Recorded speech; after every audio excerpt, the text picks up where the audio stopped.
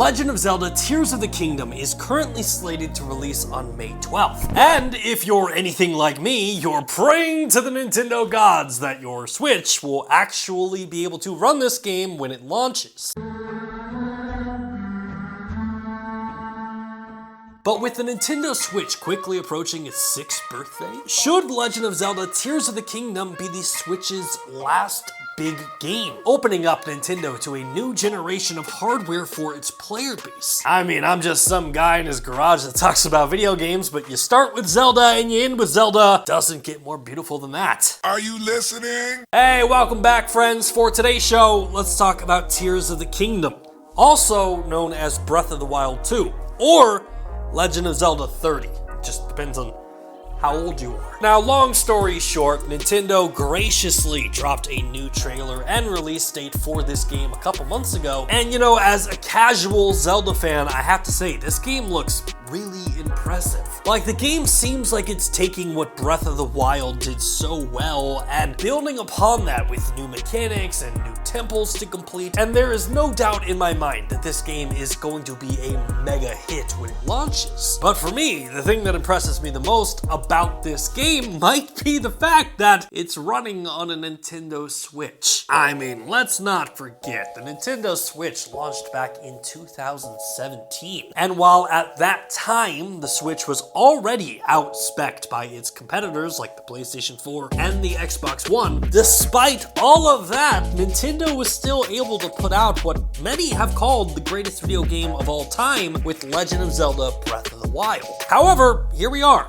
6 years later. PlayStation now has the PlayStation 5. Xbox has now upgraded to the Xbox Series X and S, and Nintendo did come out with an OLED version of the Switch. However, the video game industry is still multiple generations ahead of the Nintendo Switch's current hardware offering. So when you see reports of big games like Pokemon Scarlet and Violet having issues during their launch, it almost feels like the entire Nintendo player base have now turned their eyes to Zelda and they're asking, are we gonna have problems at Zelda's launch as well? And look, as I mentioned, Breath of the Wild running on the Nintendo Switch is a technical marvel. So worst case scenario, Nintendo does exactly what they did with the first game with Tears of the Kingdom, and hey, mazel tov to you, Nintendo, congratulations, you got Game of the Year. But for me, when I look at the technical advances that other games running on next-gen hardware have made, it's hard not to feel envious and wonder what a Zelda game truly unbridled by hardware would look like.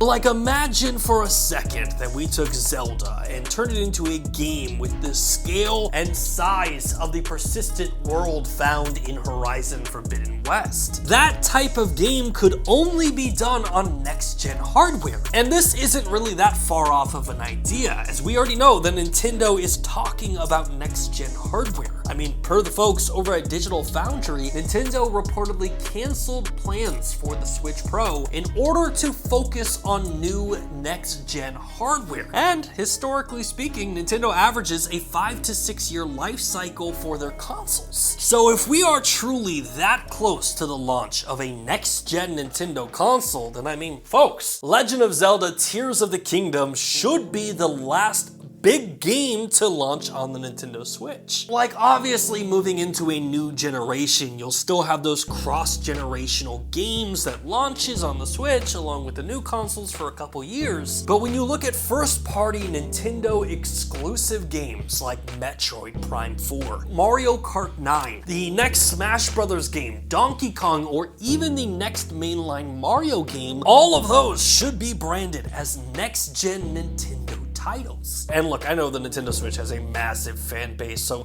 let me just say, the Switch is cool, and it is certainly one of the best consoles Nintendo has ever made. But the Nintendo Switch is also old. I mean, in tech years alone, you could say the Nintendo Switch was ancient. And in my opinion, it's time for Nintendo to launch Tears of the Kingdom, sunset the Nintendo Switch, and usher in a brand new generation of Nintendo hardware. And hopefully, we get a console that can at least do 4K.